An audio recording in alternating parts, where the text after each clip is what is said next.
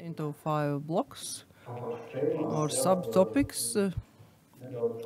It will be slightly about procedural issues, absolute grounds, relative grounds, also interesting about genericness, and also about proof of use. One interesting topic case about procedural issues, of course.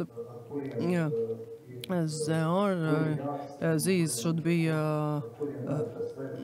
solved, and an appellation board of appeal should discuss of these, and in many cases these differ from those what judges have to settle at home or in Latvia, but there are some interesting cases and aspects which I would like to tell you.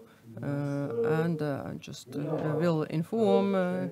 So here you see one of such Board of Appeal case on the dispute between two marks, application of EU trademarks and a word mark, and here the objection based on earlier not registered trademark, which EU, so according to, and also earlier not registered designations, the commercial names and also a domain name.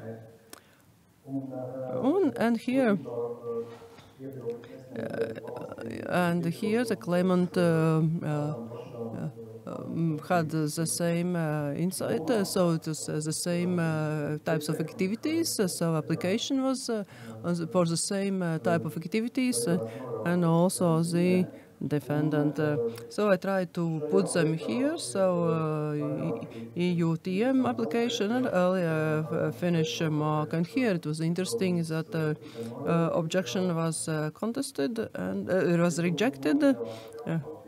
The opposition, and it was also board confirms the contested decision, and here the main issues which were discussed. So new grounds raised by the opponent before the Board of Appeal are inadmissible, and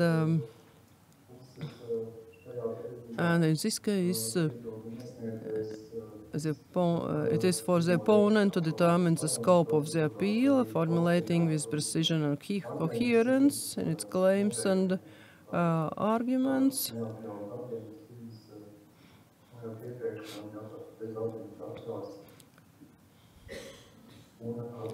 And also about the if such new grounds, all such new grounds are inadmissible, and the next whether there is or no the previous rights. This was the most interesting part of the case, since the Board of Appeals finds that the new they agreed that it is not a clear basis from this defendant, from the claimant. So the Finnish law refers only to registered and non-registered trademarks. So everything was based on Finnish law. So here we see that it protects other non-registered trademarks. So in the law, actually, it states that it is registered and non-registered trademarks, and here we have a question whether the Board of Appeal should have analyzed the Finnish law to see whether really such designations are not protected, which are protected in case of Latvia, for instance, and as a principle, this principle cannot be applied here. So, and the Board of Appeal can use all available all materials which explain law, but it doesn't have a duty to analyze Finnish law and check whether really the case law or in some other legislative act there is any such mentioning of non-registered trademarks which can be taken as a basis for protection. This duty is to the plaintiff to indicate the norms applied and insufficient evidence to demonstrate that the non-registered mark was used in Finland to such extent as it justifies acquisition of exclusive rights. So this was used on the everything what was submitted by applicant were not sufficient to perceive that here so they have this right acquired. So this is in short about this the case with some interesting aspects which we can mention when speak about these issues, and maybe you can meet once in your daily work. And we can move also to obsolete grounds for refusal, and in this aspect the first case which can seem very simple, Metaverse Food. It has been decided and we all know, and also you had the possibility to hear presentation about Metaverse, about intellectual property aspects in Metaverse. This decision concerns a topic of top interest lately, namely trademarks in this Metaverse, and actually we haven't had such topics. We haven't faced real claims or disputes regarding Metaverse or virtual environment trademarks that are being used or registered with regard to virtual goods or virtual services or services which are used in virtual reality. But this is the case of absolute grounds for refusal when applicant wanted to register for Metaverse Food, and also so for classes 5, 29, 13, 32. And this for what the trademark was applied, so the products in classes 5, 29, and so these are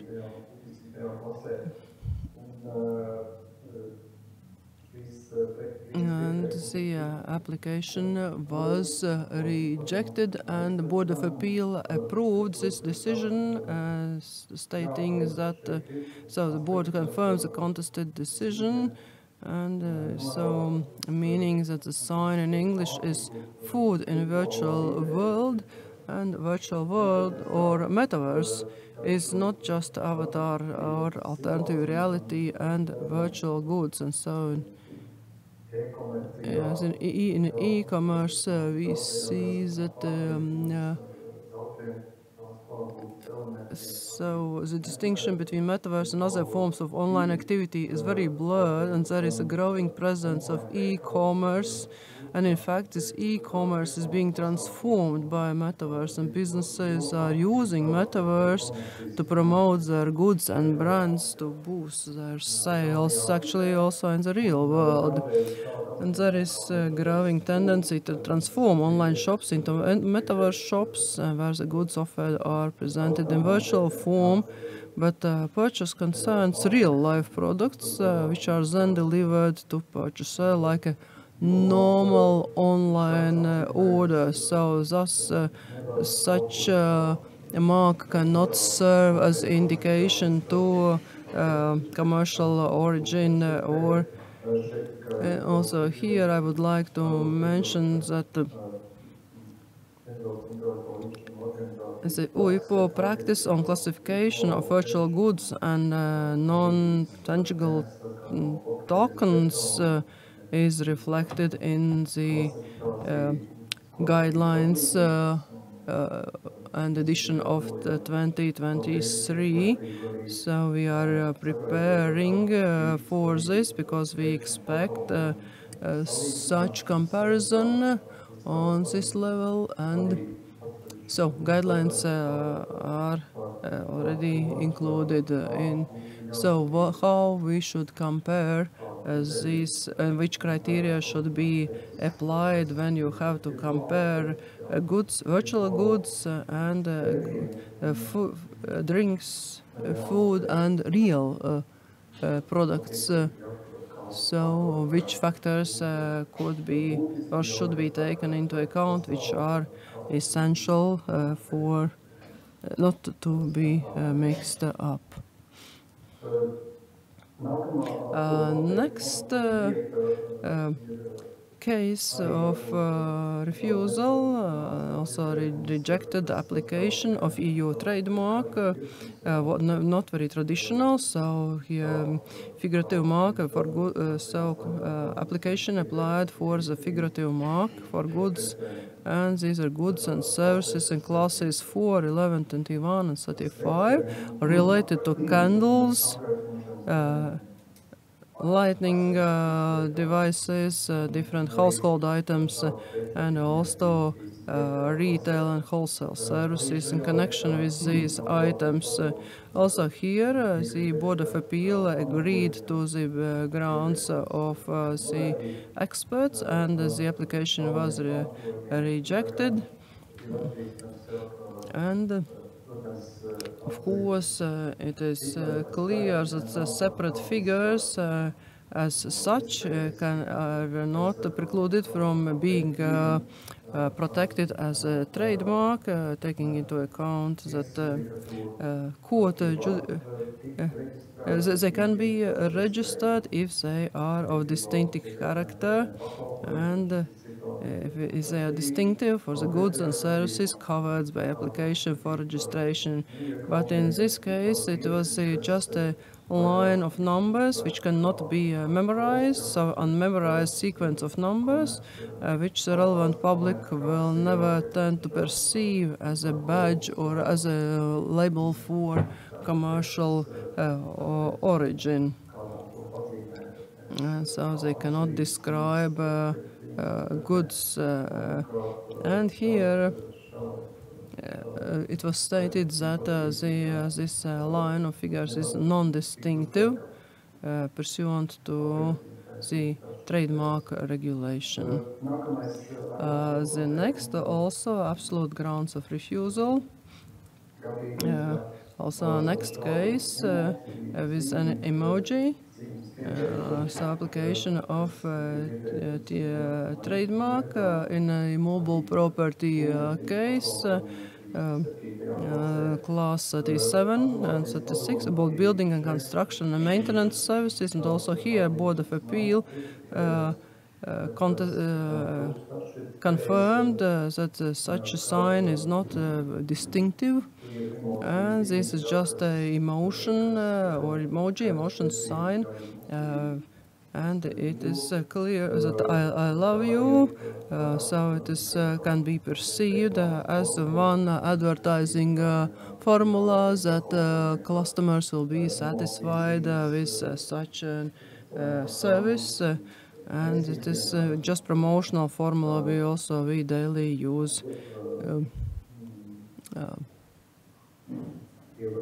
When we are sending messages on mobile phones and smartphones, so we also use those emoji expressing our feelings, and so this is just emphasizes emotions expressed by the text, and it is hardly believable that such can be perceived in a commercial activities as a trademark, because when you see such so distinctiveness cannot be perceived as a trademark. Of course, the door is not closed for such and such.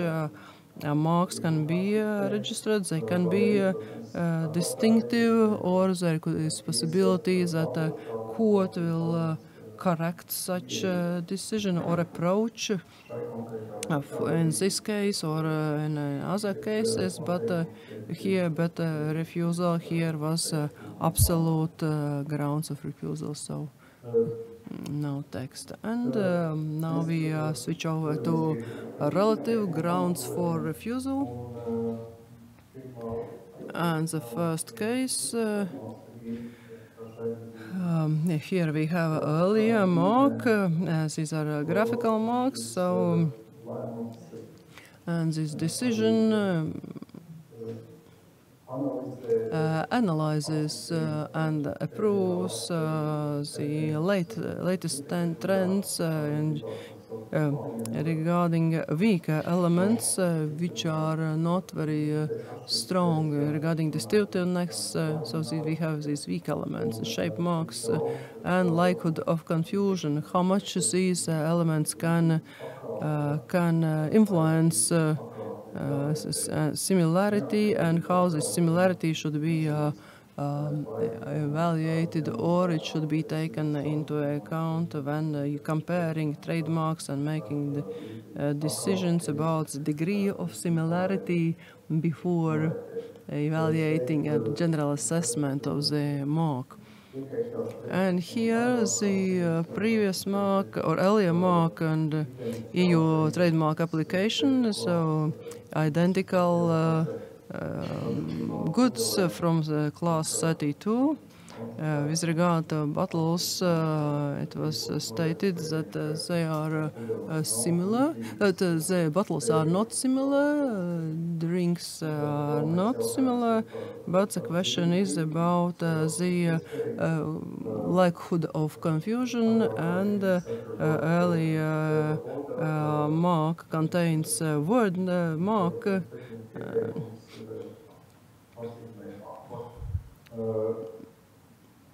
And the Board of Appeal points out that similarity may not be derived from a very general and specific factor, so the very bottle shape of the bottle is has nothing special. So to see this difference, this is the usual shape of packaging of bottles.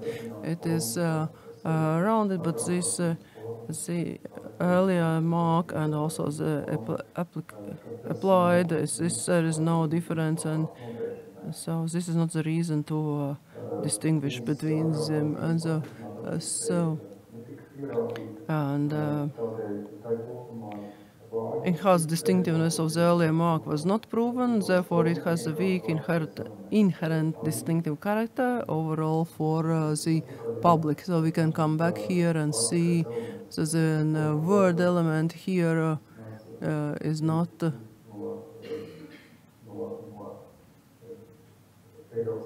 just from the point of view of EU consumers, so this is perceived as just a drawing which designates the goods, and this is weak element, and the main is that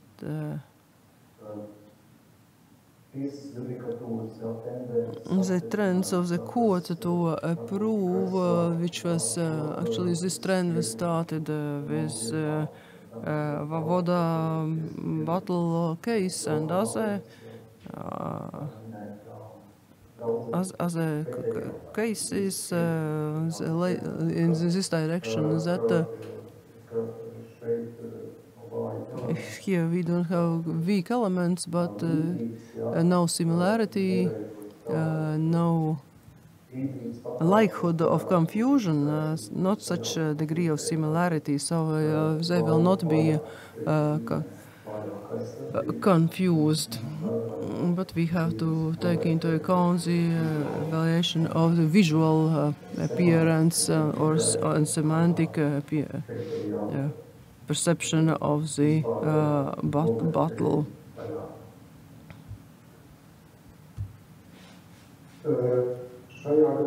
Here in this case, likelihood of confusion, earlier mark and trademark application, so decision with novelty,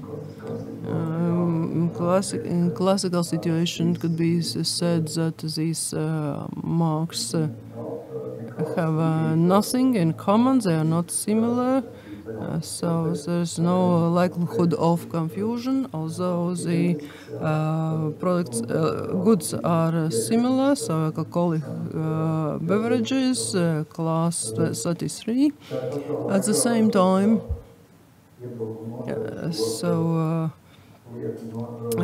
Grand Board finds that signs perceived as a letter of alphabet are capable of conveying generic concept of corresponding letter, and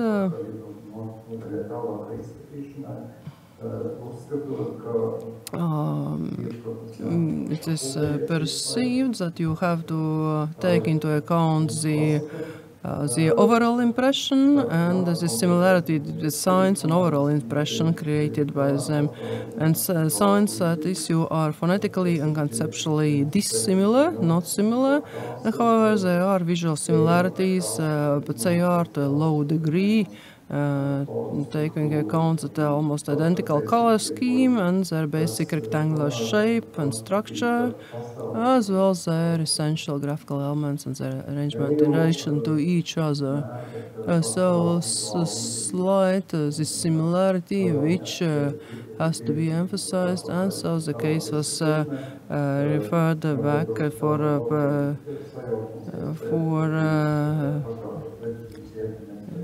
judgment, and it also regards so it was said that these signs are different, but also reputation should be taken into account, and we will see how it will be evaluated in what will be decision later. And here's the case that is indeed concerned with reputation. In its classical sense, it is a former or earlier Puma mark, trademark on the grounds of. There's an application of EUTM. It says beneath it there's a writing in French, La Griffe Boulanger, something, sorry, but in case of reputation, then this is class 7 goods. Those are clothing, footwear, headgear, apparel, class 25. And this is related to also baking bread in this case in the application. But the board then of appeal said that this sign can be registered. And the basic rules that need to be complied with is the application of the reputation articles. And in this case, the respective entity, it was found to be as a professional entity with heightened level of attention towards them. Although this earlier Puma mark has a already distinguished reputation in the European Union, and that was also this was also reflected in general court rulings. However, in this particular case, there is no link, or no link is evident or exists, that any of the elements which need to be explicit has some, or need to be showed, has some kind of level of similarity between the signs and the strong reputation acquired by the earlier mark, and there is no evidence that the consumer would somehow link these both signs. So once again, showed that there is no evidence that it could harm the earlier mark. And these fields are so different that the earlier Puma trademark, there is basically no, they belong to radically different markets, so no link could be, or no reasons to believe that any association would be detrimental to the brand. One more interesting cases of this is this origin, the designation of origin champagne, which is in accordance with the regulation. There is regulation in place, which is Farming Material Regulation 108/2013, and there was trademark application narrow champagne, and what was applied with such designation of origin, which corresponds to that, and also corresponds to class 33, which, so in any way, application 1 complying with the specifications of the protected designation origin. And the appeal board acknowledged that champagne has special reputation in European Union or Europe, and also they referred to Panino case when designation of origin regulation here can be applied not only to products but also to services, and such designation use to such wide formulated or worded services, which is the class 35, is being valued as designation of origin, territory use, and its reputation use. Then at the same time, it must be noted that it is registered as far as it indicates directly in products and services that it is the name, it is the specific designation. And there was also an argumentation that narrow is the one that is deceiving, so the challenged mark element. Nero meaning black in Italian, then in such a way it could be misleading within the meaning of the article that the designation champagne. And this argument was actually contested, rebutted, was admitted to be registered, that it is allowed to be registered.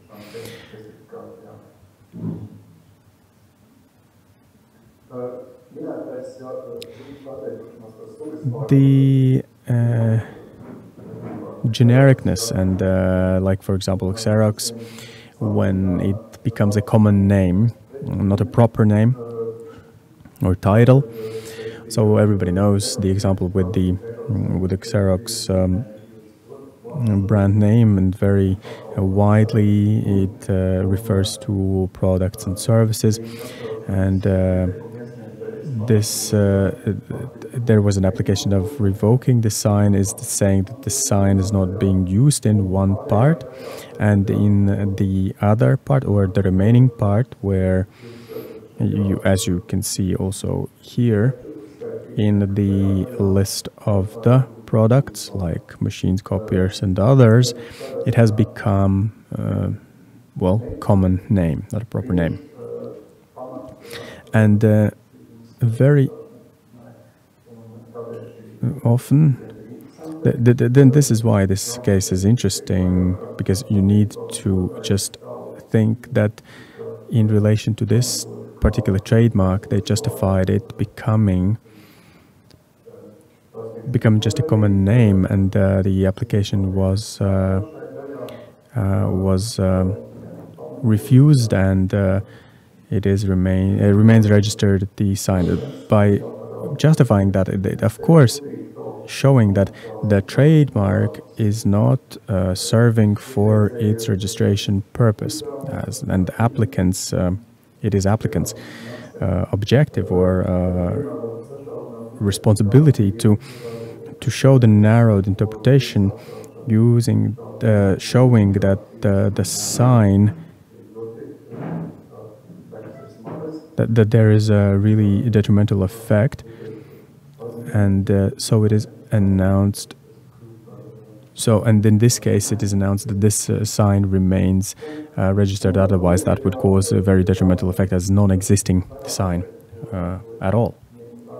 So, considering the Board of Appeal, the revocation applications, they're not saying when exactly it has become this this just name.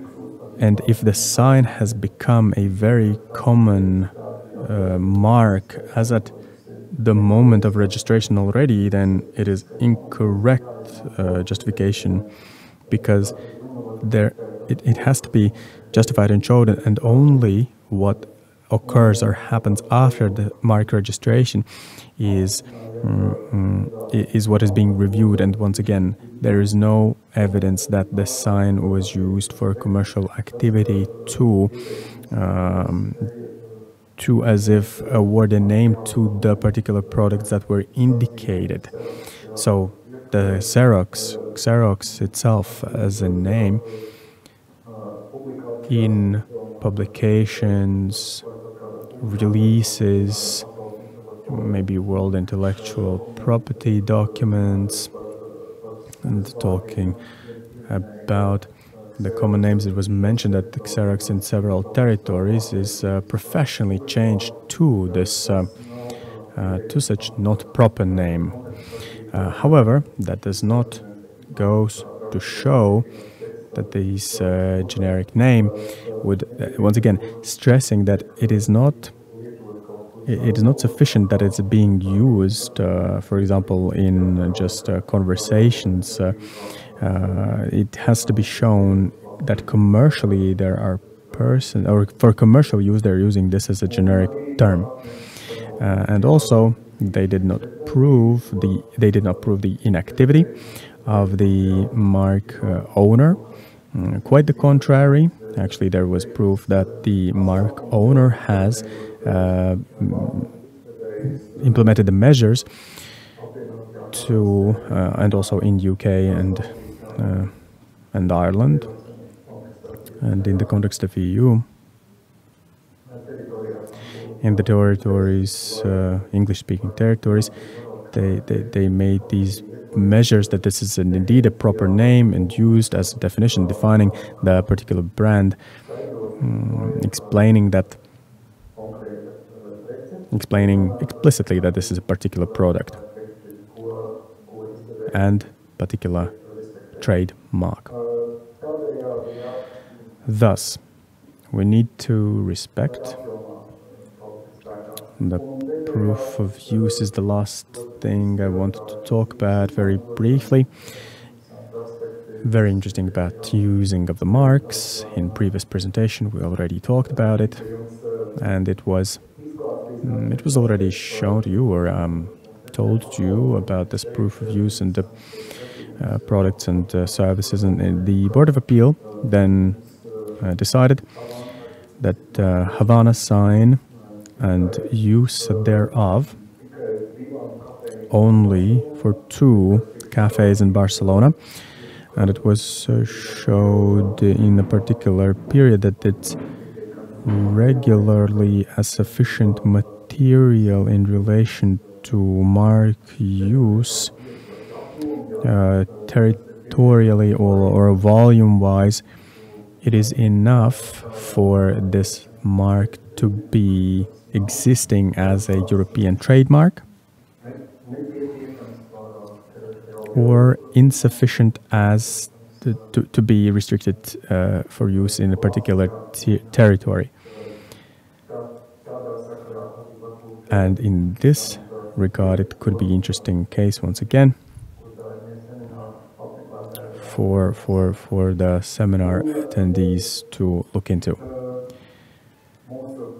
And our decisions can be found on our webpage. This is what I wanted to remind. Using this search tool, and I want to use also the opportunity to raise awareness of the service I represent and I work.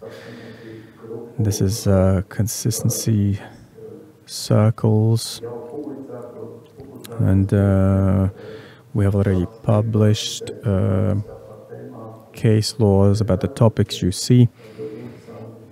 You saw also today very interesting case laws and summaries about the topics analyzed in the Board of Appeal, also their decisions, and specifically their harmonization. Although the Board of Appeal members are independent, but this goes to show whether or if we are harmonized in our decisions in a broader sense. So thank you very much for your attention. This is the link where you can find the case laws and their analysis reports. Thank you for your attention. If you have any questions, I am ready to reply.